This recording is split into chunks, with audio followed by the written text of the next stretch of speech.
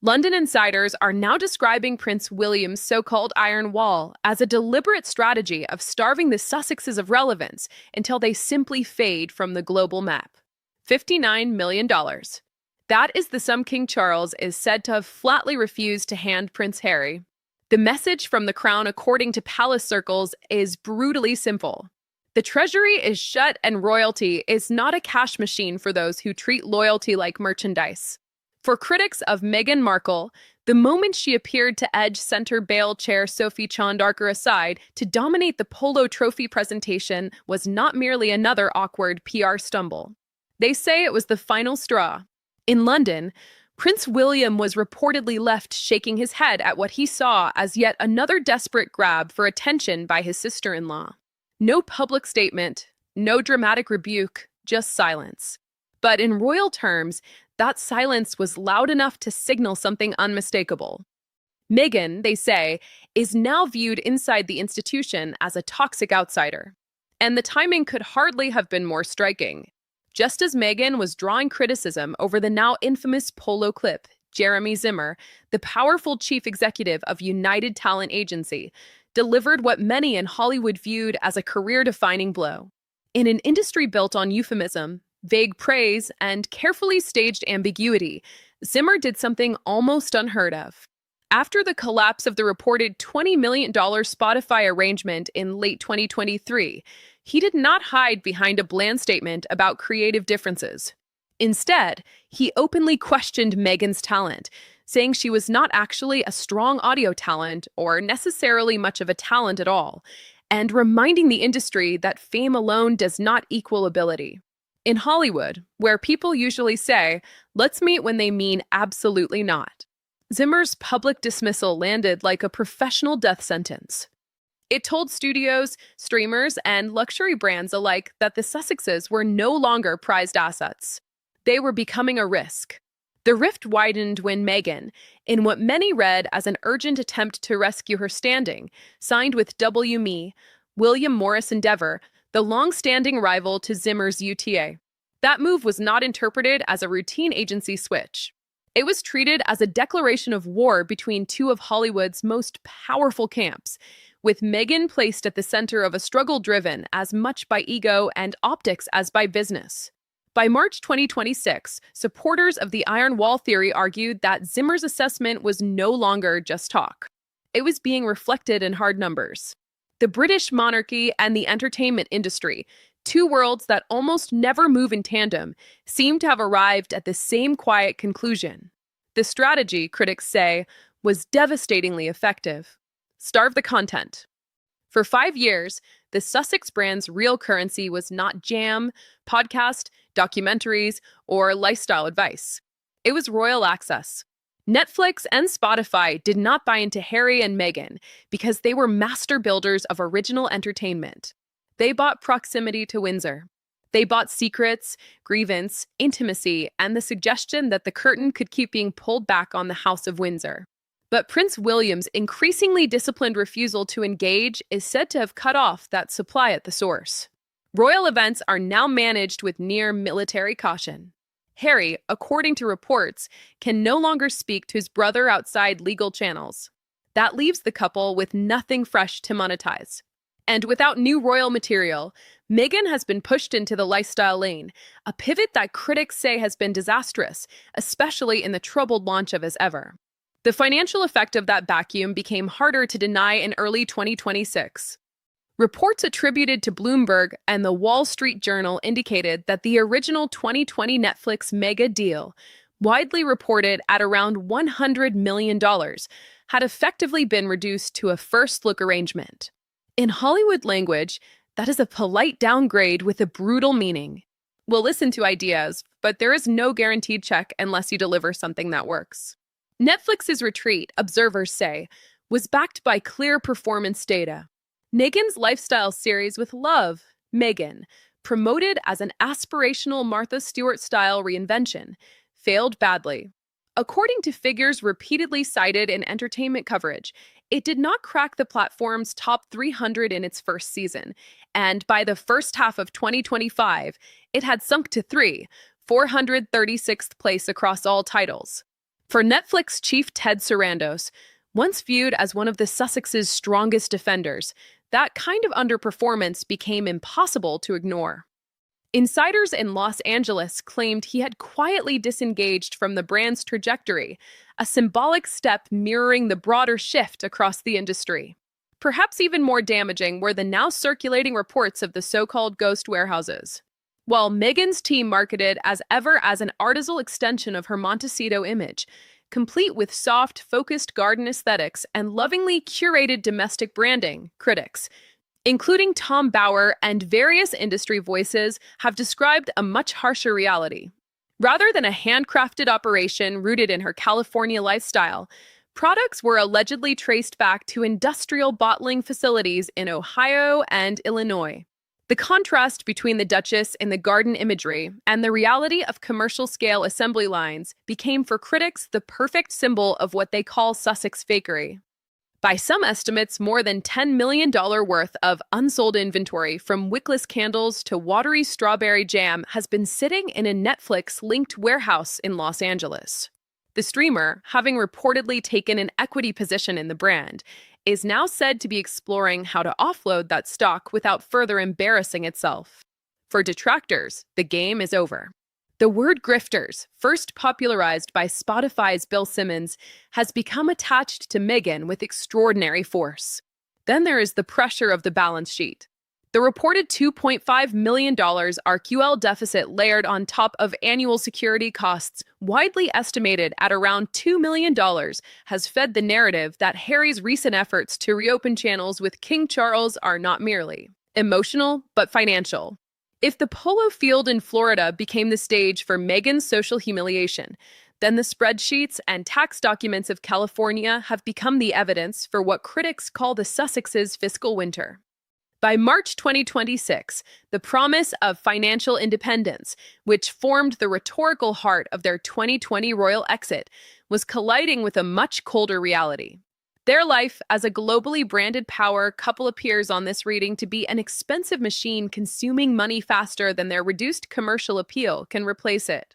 The 2024 Form 9,990 filings for the Archwell Foundation, recently restyled as Archwell Philanthropies, were said to have sent a jolt through the nonprofit world. What they appeared to show was not a flourishing philanthropic vehicle, but an operation surviving on diminished momentum.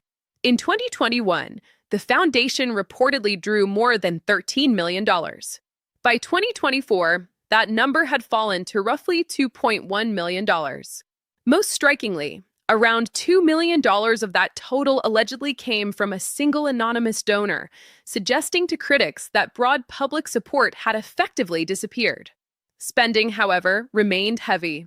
Reports described roughly $5.1 million in expenses against only $2.1 million in donations, leaving a net loss of about $2.5 million in a single year. The same filings reportedly repeated the now familiar claim that Harry and Meghan devoted an average of only 1 hour a week to foundation business. Among skeptical donors, Archwell increasingly came to be viewed not as a serious philanthropic institution, but as a polished vehicle for the couple's image management inside Montecito. That strain reportedly triggered a clear-out. By late 2025, at least 5 senior staff figures had exited, including high-level communications and operations personnel. Among the departures, none was seen as more symbolic than James Holt, long considered one of Harry's most loyal lieutenants, whose reported return to Britain was interpreted as evidence that the Sussex dream team assembled to conquer Hollywood had begun to break apart. For Harry, the crisis is said to be more than professional. It is existential.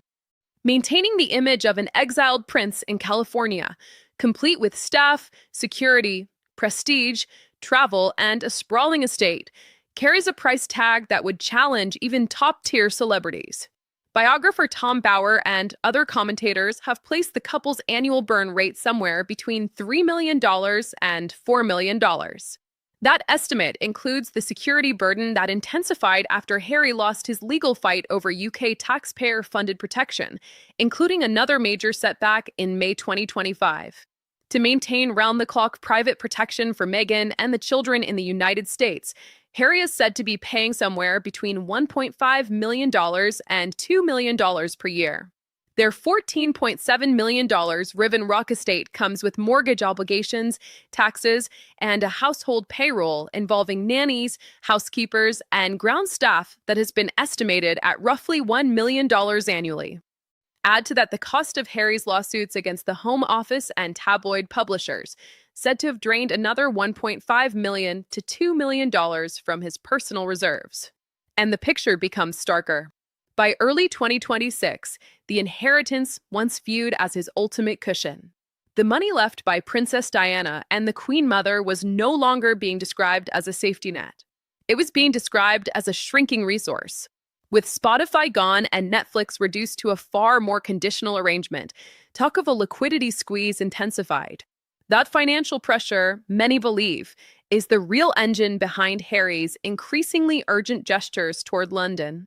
Sources describe him as operating in a state of functional panic.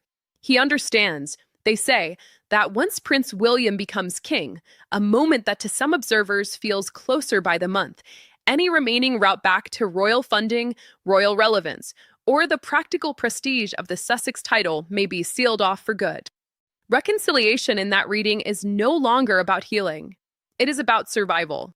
It is about keeping Montito, keeping the security teams, keeping the jets, and keeping the brand alive. Above all, it is about remaining a prince in more than name. That is why Bill Simmons's old grifters remark now carry such force. In an industry where image is everything, the Sussexes are increasingly portrayed as a one-note act that has exhausted the material. They sold the royal rupture through Spare and the Netflix documentary. But once the tea was spilled, there was nothing left in the pot. Meghan's pivot into domestic lifestyle branding through as ever was supposed to solve that. Instead, with warehouses allegedly stacked with $10 million in unsold jam and defective candles, and with Ted Sarandos and other former backers visibly moving towards safer bets, the walls now appear to be closing in. Back in Britain, those same pressures are said to be meeting an institutional freeze at Kensington Palace. By March 2026, Prince William's approach had evolved from wounded silence into what insiders describe as a carefully engineered containment strategy. This, they insist, is no longer merely a family quarrel. It is the controlled isolation of what the palace views as an ongoing reputational threat. For years, Harry and Meghan's content machine depended on a live connection to the royal family. Oprah, Netflix, Spare, all of it fed off continuing proximity to the palace. William, advised by a hard-headed new strategic circle, is said to have applied the Grey Rock method at an institutional level. By becoming deliberately unresponsive, emotionally unavailable, and impossible to provoke, he has in effect deprived the Sussexes of the royal oxygen they need to function in Hollywood. According to those close to him, every attempt Harry makes to reach William now meets the same reply. Speak to the Prince of Wales's lawyers at Harbottle and Lewis. No more private calls, no more private text, no more private summits. There is, insiders say, a deep fear inside William's circle that any conversation, however intimate or familial, could end up repackaged in a memoir, documentary, or future media project. In that worldview, Harry is no longer simply an erunged brother. He is a possible conduit for a rival commercial enterprise. What may alarm the Sussexes most, according to royal watchers, is the growing belief that their exile could soon be formalized. For years, it was assumed that removing or restricting royal titles would require an act of parliament. But the Andrew president changed the conversation. When King Charles and William stripped Prince Andrew of key HR styling and military affiliations, they did not wait for a cumbersome parliamentary process. They used royal authority. Tom Bower has argued that William may be prepared to use similar mechanisms against Harry and Meghan under a future William reign, or perhaps earlier if Charles weakens further. The idea would be not necessarily to erase the title ceremonially, but to legally restrict their commercial use.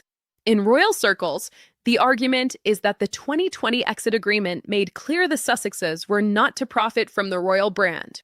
With Meghan reportedly selling premium wellness experiences in Australia and pushing royal-adjacent products, critics say that line has already been crossed. For Harry and Meghan, such a move would be far more than a symbolic embarrassment. It could be commercially fatal. Meghan Markle, without the Duchess of Sussex label, is just another embattled celebrity producer in a brutally crowded market. The title is the product. Remove or new to that, and much of the remaining value disappears overnight. Some of the most explosive claims circulating in early 2026 go even further, alleging that Meghan gathered covert material from inside palace residences during her time as a working royal. Sources hostile to the Sussexes have suggested that private rooms, staff interactions, and intimate environments inside Buckingham Palace and Kensington Palace may have been recorded on personal devices intended as reserve material for a future documentary or memoir. Whether true or not, those claims are said to have hardened attitudes among senior royals. For William, for Camilla, and for Princess Anne, the allegation feeds a single conclusion. The Sussexes should never again be allowed near the private heart of royal life. As this iron wall holds, the Sussexes' social and cultural position appears to be shrinking. In late 2025 and early 2026, they were notably absent from major A-list gatherings such as the Met Gala and the Oscars, events where they were once treated as irresistible drawers. In Hollywood, where everyone notices shifts in the hierarchy, the message has been absorbed. If the royal pipeline is dead, then the aura is dead. Jeremy Zimmer's untoot comment was not just a personal judgment. To many, it was an industry weather report. Without cooperation from William, the Sussexes are no longer perceived as royal. They are merely famous. And in Los Angeles, that is among the most fragile categories of all. Their attempts to root around this problem through DIY royal style tours to countries such as Nigeria and Colombia have, according to critics, only deepened the damage. These trips were intended to project relevance, diplomacy, and quasi-official stature. Instead, they were attacked as unsanctioned image exercises lacking institutional safeguards. Reports even emerged linking some travel arrangements to private aviation provided by figures later associated in media accounts with money laundering investigations, giving William's defenders more ammunition to argue that the Sussexes had become a reputational risk to the British state itself. And still the clock keeps ticking. William's apparent strategy is simple. Wait. Wait for the money pressure to rise. Wait for the content to run dry. Wait for the Sussexes' own lifestyle to become the engine of their collapse. By March 2026, the famous $100 million Netflix dream had in this narrative become a logistical and reputational burden. Meghan's lifestyle show, once pitched as an elegant portal into mindful living, gardening, cooking, and curated authenticity, performed so weakly that it became a symbol of collapse rather than reinvention. Netflix's own transparency data for the first half of 2025 reportedly showed the series ranking 3,436th on the platform. Analysts noted a modest opening curiosity of around 2 million viewers, followed by a drop of more than 70% by episode 2. The audience, critics concluded, was not buying the Duchess Next Door act. One Variety voice reportedly remarked that the series felt less like a lifestyle show and more like an expensive screen test for a role Meghan herself had already abandoned. Nowhere is that collapse said to be more visible than in San Bernardino, California, where reports describe a vast industrial site full of unsold as-ever goods. Tom Bower's findings and other investigative accounts have painted the picture of a ghost warehouse stocked with returned candles and unsold preserves. Netflix, which allegedly shifted to a more equity-based arrangement to reduce its exposure, is now said to be sitting on over $10 million in stale merchandise. That includes premium candles sent back over manufacturing issues, especially missing or non-functioning wicks, and limited edition strawberry jam criticized by buyers as more watery syrup than artisanal preserve. The authenticity problem has been especially corrosive. As Everest Marketing leaned heavily on images of Meghan in Montito, straw hat on, garden in the background, suggesting a direct connection between brand story and lived reality. But critics say the early 2026 revelations told a different story. Supply chain tracking allegedly showed the jam being produced at an industrial facility in Ohio using commercially sourced Midwest strawberries, while the jars themselves came from a mass production glass plant in Illinois. The gap between the handcrafted Duchess fantasy and the industrial production line turned into online ridicule, producing the fake jam meme that has dogged the brand ever since. In the public imagination, this was not merely a harmless embellishment. It became proof for detractors that the entire post-royal authenticity pitch was hollow. By March 2026, the result was not just indifference from brands, but caution bordering on fear. Meghan's name, according to reports, had shifted from potential asset to conversion liability. Jeremy Zimmer's remark was only the first crack. Soon, luxury labels said to have explored possible work with her, including Dior, Cartier, and major beauty houses, were rumored to have backed away. The logic was unforgiving. In influencer economics, even a Duchess title means little if it does not move product. If goods worth $10 million are sitting untouched in a warehouse, then the title is not an engine of value. It is empty decoration. One executive quoted in Trade Chatter put it bluntly: Meghan occupies the most dangerous possible middle ground. Too famous to ignore, too polarizing to monetize. The unofficial end of the Megflick chapter came when Netflix under Ted Sarandos quietly stopped visibly promoting Sussex content. By early 2026, the couple had been reduced to the status of any other middling production outfit. Pitch, compete, prove yourself, or get nothing. But without new royal revelations, there was nothing left to pitch that felt exclusive. As storage costs mounted and the warehouse stock kept gathering dust, insiders began waiting for the only announcement that seemed left, the final breakup. With Hollywood cooling, the Sussexes tried to pivot to international visibility. Their self-styled tours to Nigeria, Colombia, and later Australia were meant to recreate the optics of official royal travel. Instead, they often intensified accusations that they were using public causes and foreign institutions as a private content engine. The August 2024 Colombia visit, organized at the invitation of Vice President Francia Marquez, was supposed to showcase soft power and solidarity. But critics argued that Meghan turned the spotlight back onto herself, including by speaking about daughter Libet finding her voice in a context where local communities face severe threats and hardship. Public relations professionals began privately complaining that the Sussexes seemed less interested in diplomacy than in collecting emotionally rich footage for future projects. Australia may have been worse. Their 2018 tour there had once been hailed as a Commonwealth triumph. The 2026 version was seen by critics as something very different, a high-end private venture dressed up in royal symbolism. Reports claimed Meghan was fronting a luxury wellness retreat in the Byron Bay area with tickets around $1,700 per seat. Public reaction was fierce. A petition said to have gathered 32,000 signatures demanded that not a penny of taxpayer money or policing be spent on the visit. Even when the Sussex camp insisted that the trip cost Australian taxpayers nothing, the damage to perception was already done. For many observers, the image of a prince and his wife selling elite access under a royal title on Australian soil became the final proof of the grifter narrative. At the same time, Harry faced his own tightening vice: security, visa scrutiny, and institutional drift. By March 2026, legal pressure over his U.S. visa status, especially in light of his admissions about drug use in Spare, had intensified. A conservative think tank kept pressing the Department of Homeland Security to release the relevant records, posing the question bluntly: did Harry receive special treatment? Meanwhile, with his UK security fight lost and no diplomatic protection forthcoming in America, his private security costs climbed toward $2 million annually.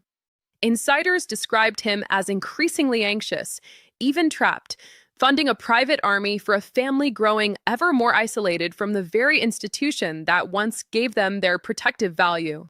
The security issue, they say, is now central to his attempts to reopen communication with King Charles, with Archie and Lilith presented as the emotional lever. Perhaps most painful for Harry's supporters was his departure from Centre Bail, the charity he co-founded in lieu, though. The fallout was linked by critics to the Polo Trophy controversy. Sophie Shandoka, the executive allegedly pushed aside by Meghan during that 2024 Florida event, was said to have refused to sign a statement Harry wanted to, one asserting that Meghan's move had been planned and welcome.